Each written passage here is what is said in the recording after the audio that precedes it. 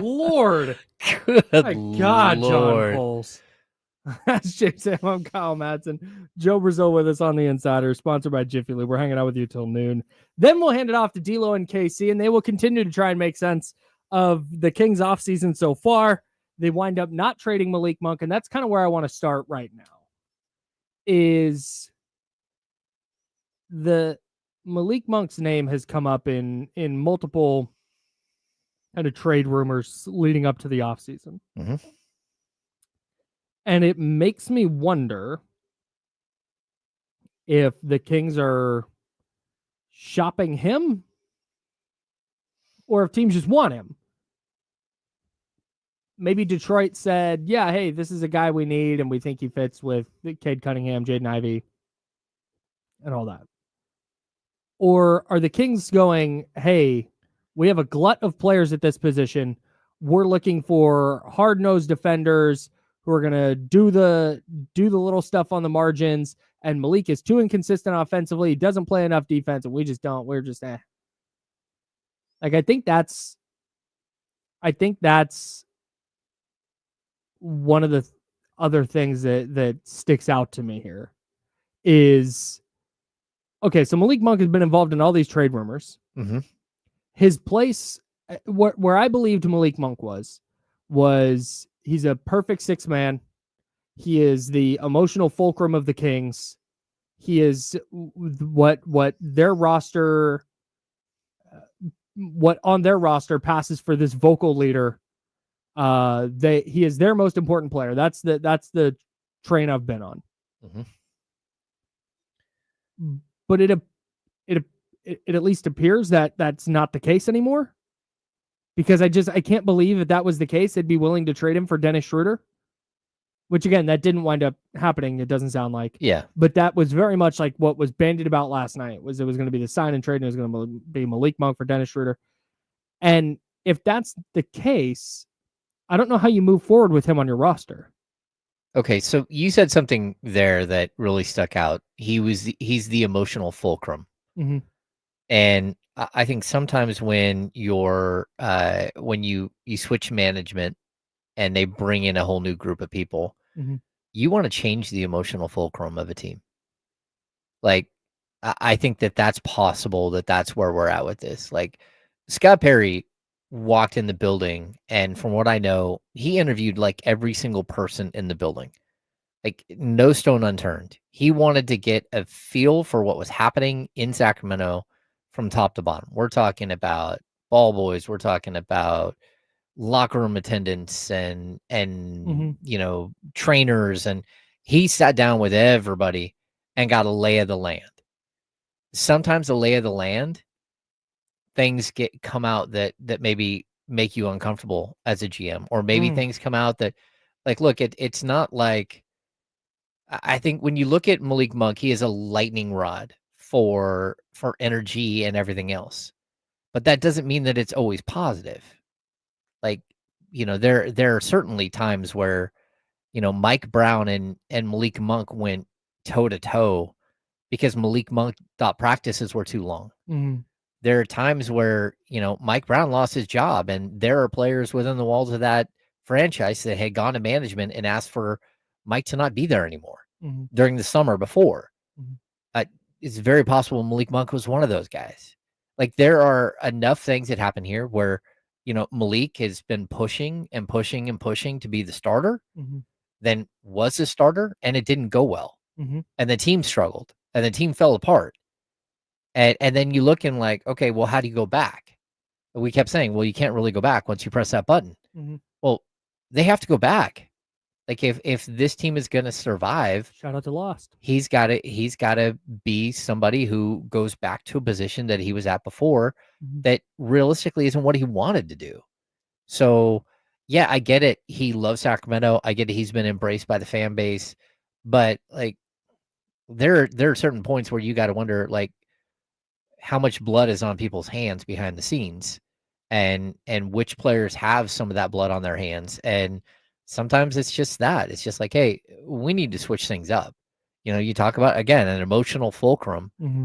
Maybe Scott Perry doesn't want an emotional fulcrum tied up into either one person or this specific person. Mm-hmm. Maybe the interview didn't go well when he sat down with Malik Monk, and he walked away from that going, okay, maybe I need to make a different move. And so, like, look, I think that as from the outside, everybody sees the player, everybody sees what they want to see in a player. They see the excitement, they see all this stuff, but they ignore the 32% from three.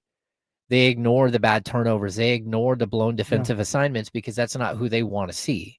They want to see this guy that they love, that they adore as like this electric guy who, is just like super funny and all of these things. But sometimes that's not what a new management group wants. They look at a player and they go, okay, I get it, but I don't want that. And so I'm not saying that's 100% the case here with Malik, but there's enough smoke here that if the Kings are going to get better, that he might be the piece that they use to get better. And I guess that's everything you just laid out is the basis of my concern here.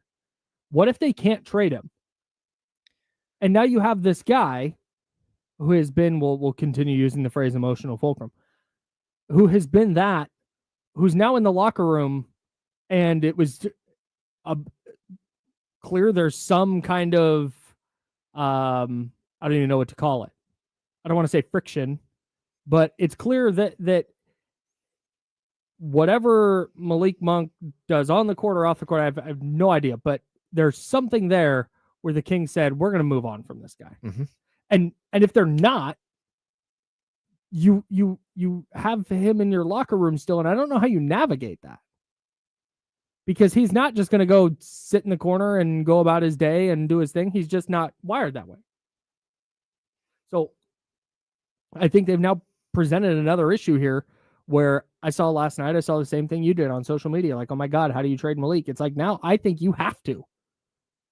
I don't think you can recover from this where you go, okay, hey, Malik, I know we tried to trade you, but hey, you're going to come back in here and you're going to do this thing and you're going to be like, if you've decided he's not part of your program,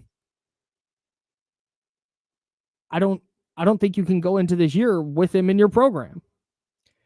I think you can, but I think this is where coaching comes in. This is where Doug Christie and his group have to like embrace, if Malik is still on the roster when we get to the, start of the season. And like, look, I'm just going to throw this out there. Mm-hmm. This has a feeling to me a little bit of, actually the Kings did this so many times. It's so stupid. They had Isaiah Thomas, yes. and then they brought in Darren Collison, and instead of letting them compete, they gave away Isaiah Thomas for nothing. Mm-hmm. They should have just let them compete. Best man wins, right? Then they have Darren Collison, but they bring in Rondo, and instead of letting them compete, they give the job to Rondo, and then eventually Darren Collison's gone, and then they just kept doing this where, like, hey, if you open up training camp and Dennis Schroeder and Malik Monk are your 2 point guards, let them compete. Let them compete for the starting job, because to be honest with you, they are like the Spider-Man meme. They're just like 4 years, 5 years apart. Right? They're very similar players. They bring very similar energy and everything else. Either one of them can start or come off the bench. Go ahead and like let them fight it out for who's going to be the starting point guard. I don't think that will happen. But like, why not? Because you can't, again, if they're both on the roster, I know it sounds really strange. Malik Monk will make more money this year than Dennis Schroeder. Right.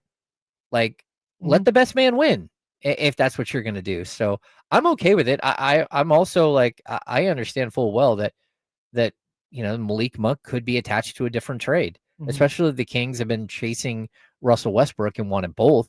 Like, there's a possibility that there was another trade out there, because this Detroit thing kind of materialized late. It sounded like that was weird. Yeah. It was weird, but also the Malik Beasley thing happened on Sunday, right before the start of free agency, where he all of a sudden is being federally investigated for potentially fixing games. So we have that situation happening, and then all of a sudden, so the bottom falls out for them. They were able to sign Karis LeVert, which might take up some of that, but also I wouldn't. Detroit liked Malik Monk before. And that's why all of a sudden I think everyone thought that this might be a sign and trade. Like because it kind of made sense for the Kings to clear out a guy who maybe didn't make sense for them anymore and bring in a guy like this. Either way, like, look, the Kings have a lot of work to do. Scott Perry's got a lot of work to do. And it's not just in adding players and all that stuff. Like, there's a cultural shift that they're trying to accomplish right now. And as of right now, they don't have that cultural shift. Most of the players on the roster are the same exact players that were here the year before. Dennis Schroeder's here at this point, but I'm not gonna, like, Markelle Fultz and Jay Crowder and Doug McDermott. Those aren't like foundational pieces that are all gone. Maybe the closest thing you did have to a foundational piece out of all of those guys is Trey Lyles, and we don't know what's gonna happen with him. But at the same time, like, look, there is a shift that's happening. And to be honest, it had to happen. You went from 48 wins to 46 to 40. And we can start pointing and placing blame on why that happened. And I think it really is easy to do that. But also, like, a lot of these players were the same players and they didn't perform at the same level. Yeah, no doubt. And they let the fans down as much as anyone else does. Like, there's no excuse for being a sub 500 team at home or being right around 500 on the season at home. Not when you have a fan base like this, not when every single player talks about how amazing the fan base is and how, they've played in other cities and there's nowhere near as many fans and they're not nearly as rowdy and all that stuff. Okay, well then play better. Play better at home. Sure. Represent better. Stop embarrassing your own fan base. I remember Ty Halliburton. They asked him very specifically, like, somebody asked him if this was like the most disappointing game in his career, because I think the Kings had just lost to Atlanta like by 30 or something. He goes, no, last year we lost by like 45 or something at home. He's like, that was the lowest of the low. You shouldn't have to have a list of games at home where you were embarrassed so bad that you can actually start to put them in a 1 through 10 category. Yeah, you shouldn't have a ranking of the worst games. So, yeah, tough stuff. You mentioned in there Russell Westbrook, whose name was out there a lot connected to the Kings last night. There was Malcolm Brogdon, who was initially reported by, I think it was Jake Fisher and Mark Stein, on Mark Stein's Substack, that the Kings were interested in him. I guess if you're going to bring in one of those guys, the money for me matters less right now than the roster construction. So you're bringing in 2 point guards at that point. If you still have Malik Monk, is he just your sixth man and playing off the ball all the time? Is he still playing on the ball a little bit? You still have Devin Carter. You still have Zach LaVine, who's going to have the ball in his hands a lot. I struggle to, outside of like the vibes of Russell Westbrook, right? Or Malcolm Brogdon can shoot it a little bit. He hasn't been able to stay super healthy in his career, but I don't see the logic. Like you said, the direction is changing, and I don't see it. I see them spinning their tires. Yeah. Well, no, I mean, for me, like, look, I still think, I see people putting up the current backcourt, like the logjam. Like, Malik Monk is fine playing point guard off the bench. Like, it's what he's done. It's what he's been extremely successful. He's the main ball handler. And let's be honest, the Kings got to a point where they didn't have enough playmaking. And, especially when Malik and Kevin Huerter got hurt right before the playoffs, right before the play-in a year ago. Like, they just had this huge issue with no playmaking. Like, you added another playmaker. The Kings had to at least add one playmaker. If you add a second, then somebody's got to go. Like, you can't bring in, at this point, you can't bring in a Westbrook or a Brogdon unless you are moving off of Malik Monk. That's the only thing that makes sense. That's what I'm kind of getting at. Yeah. That's the only way. If you're still interested in those guys, it has to be because you have something lined up for Monk. Yeah. That has to be the case. Yep. Or else none of it. The Kings roster would not make sense, just in a different way now. While still not making sense in the same way it did, but now we're adding a new element. Exactly. Yeah. Hey, man. Making my head hurt, bro. Like switching your entire like what you're trying to build like in one off season isn't simple. Yeah. So I don't know. We'll see. What else is out there? What else can they do? We'll get to that next. We're gonna try and end this thing on a high note. That's James Ham. I'm Kyle Madsen. Joe Brazil on the ones and twos. We're the